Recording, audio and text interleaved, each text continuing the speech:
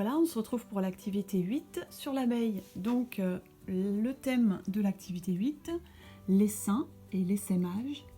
Donc, pas de grande surprise, hein. Comme d'habitude, on a du découpage encore plus compliqué.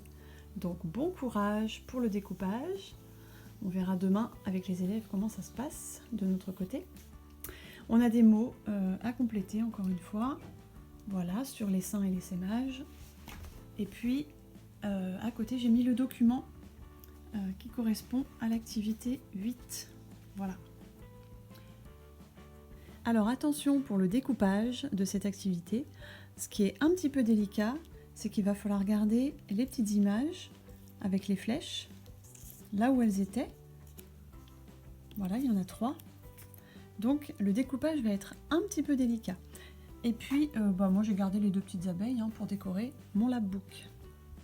En ce qui concerne le pliage, voilà ce que je vous conseille.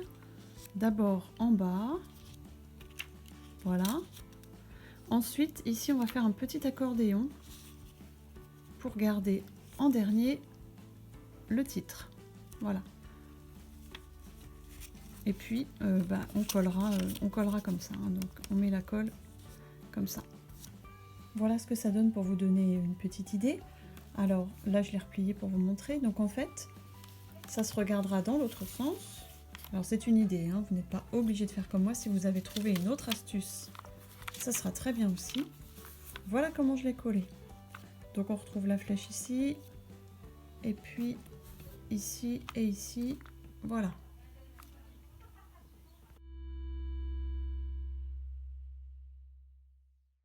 Voilà, maintenant on va passer à la lecture, ce que je n'ai pas fait pour l'activité 7. On peut le faire avec les parents, les grands-parents, les tatas, les tontons, enfin avec l'adulte avec lequel on est. Si on sait lire, on peut lire tout seul. Donc voilà. Donc comme je vous disais, ça parle de l'essaim et de l'essaimage. Un essaim est un rassemblement en nombre important d'insectes de la même famille.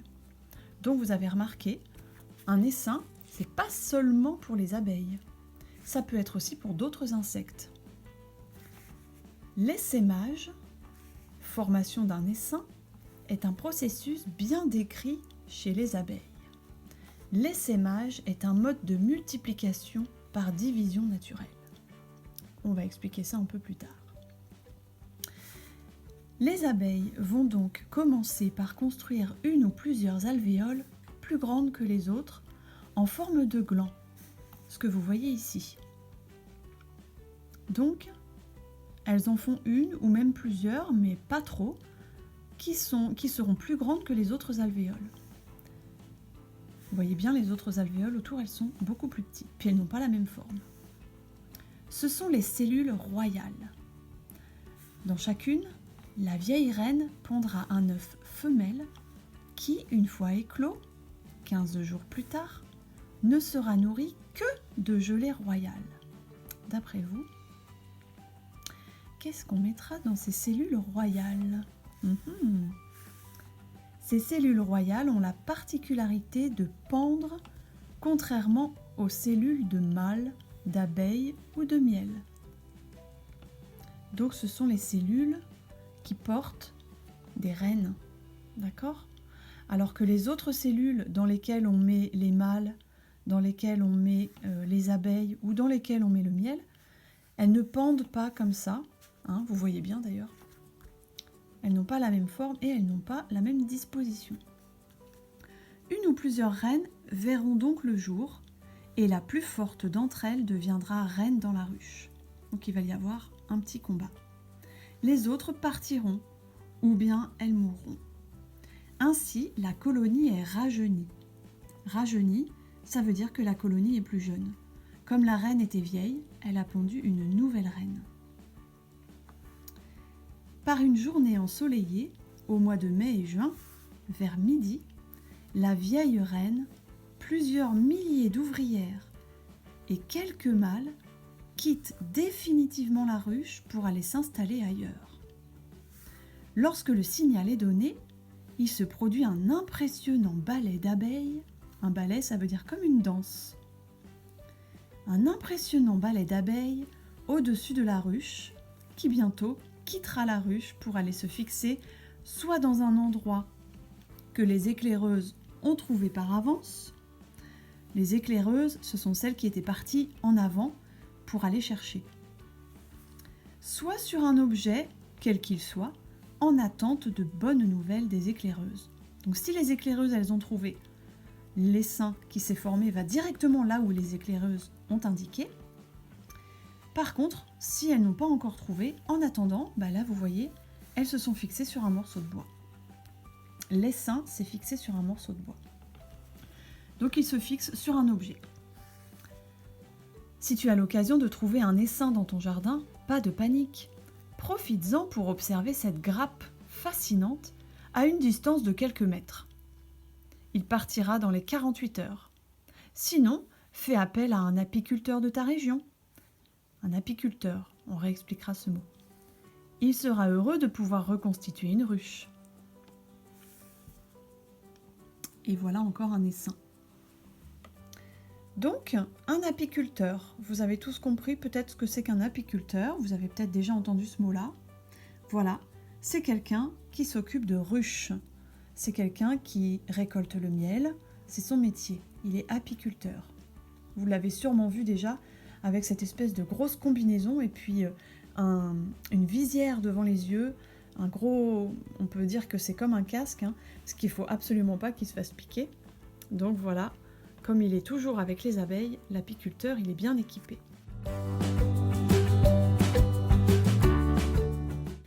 Il ne nous reste plus qu'à remplir, compléter, là où il y a des trous, avec les petits points. On mettra les mots qui manquent, d'après ce qu'on a lu. Alors, je ne sais pas ce que c'est, est un rassemblement en nombre important d'insectes de la même famille. Est-ce qu'on se souvient comment ça s'appelle, un rassemblement important d'insectes de la même famille? Oui, c'est un essaim. Nous allons l'écrire ici, essaim. D'ailleurs, c'est facile parce qu'on l'a même là-haut. D'accord? Voilà, donc un essaim. Ensuite, en mai-juin, la vieille reine, plusieurs milliers de quelque chose et quelques mâles quittent définitivement la pour aller se fixer ailleurs. Alors, la vieille reine, quelques mâles, qu'est-ce qui nous manque là? Plusieurs milliers, oui, plusieurs milliers d'ouvrières, quittent définitivement la ruche pour aller se fixer ailleurs. Voilà, donc ouvrière, ruche. L est un mode de multiplication par division naturelle. Ouh là là, multiplication, division. On va expliquer ça un petit peu plus en détail. Alors, qu'est-ce qui est un mode de multiplication et de division naturelle? On l'avait dans le texte, d'ailleurs c'était même un mot du titre. Et oui, vous avez deviné, l'essaimage. Donc on l'a même dans le titre, ici, il nous suffit de recopier. L'essaimage. Donc, qu'est-ce que c'est que cette histoire de multiplication par division? Oh là là. Alors, la division. La division, c'est quand on fait des parts, quand on sépare. Alors, vous avez vu que les ouvrières, la reine, elle part avec des ouvrières, elle part aussi avec des mâles, et puis elle quitte la ruche. Donc évidemment, on sépare là. Elle s'est séparée de tout les autres qui étaient restés dans la ruche avec la nouvelle reine. Donc c'est une division. Elles sont parties, elles ont fait une division. Il y en a qui sont restés. Et donc c'est un mode de multiplication. Multiplication, ça veut dire que il va y en avoir plus. Vous savez que la multiplication, c'est quand on ajoute plusieurs fois la même chose. Regardez, avant il y avait une ruche, la vieille reine est partie avec d'autres, du coup pour former une nouvelle ruche. Donc au lieu d'avoir une ruche, il y aura deux ruches. Ça s'appelle la multiplication par division. On sépare, comme ça fait plus de ruches. Voilà, vous avez l'explication. On passe à la suite. Les abeilles commencent par construire une ou plusieurs plus grandes que les autres en forme de gland. Ce sont les... Alors, les abeilles commencent par construire une ou plusieurs, on le trouve dans le texte, alvéoles, plus grandes que les autres en forme de gland. Ce sont les... Alors là, il faudra peut-être dépasser un peu. C'est en deux mots. Ce sont les cellules royales. Voilà. plusieurs alvéoles, plus grandes que les autres, en forme de gland. Ce sont les cellules royales. Voilà, j'ai écrit cellules royales. Ici, on va avoir le même problème, vous allez voir. Alors, la vieille reine y pond un œuf femelle. 15 jours plus tard, la jeune quoi, voit le jour. Ben oui, la jeune reine, ça sera une nouvelle reine. Elle ne sera nourrie que de, alors c'est quoi l'aliment spécial pour les reines? La gelée royale. Je pense qu'on va réussir à l'écrire ici si on n'écrit pas trop gros. Alors ensuite, je vous propose un petit exercice supplémentaire. Alors, ces trois parties-là ne seront pas concernées. Là, on vous explique simplement ce que c'est un essaim. Là, on vous explique l'essaimage. Et puis là, c'est le titre. Par contre, là, on en a trois qu'il faudrait bien remettre dans l'ordre. Qu'est-ce qui se passe en premier? Est-ce que les abeilles commencent par construire une ou plusieurs alvéoles? Ce sont les cellules royales. Est-ce que ça commence par la vieille reine y pond un œuf femelle 15 jours plus tard? Ou est-ce que ça commence par en mai-juin, la vieille reine, plusieurs milliers d'ouvrières et quelques mâles quittent définitivement la ruche pour aller se fixer? Alors, oui, ce qui arrive en premier, c'est ici, donc on va mettre un numéro 1. D'ailleurs, c'est écrit, les abeilles commencent par construire une ou plusieurs alvéoles qui vont recueillir la nouvelle reine, d'accord? Ensuite, ben oui, la vieille reine, qu'est-ce qu'elle fait dans ses super alvéoles spéciales?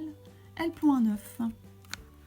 Ou même quelquefois, c'était écrit dans le texte, quelquefois, elle en pond plusieurs. Ça arrive qu'il y en ait, je crois que c'était écrit, un ou plusieurs. Et puis ensuite, eh oui, cette vieille reine, elle va partir pour faire une nouvelle ruche. Et du coup, cette ruche-là qui sera restée, ben, les abeilles, la nouvelle reine, il sera beaucoup plus jeune. Voilà.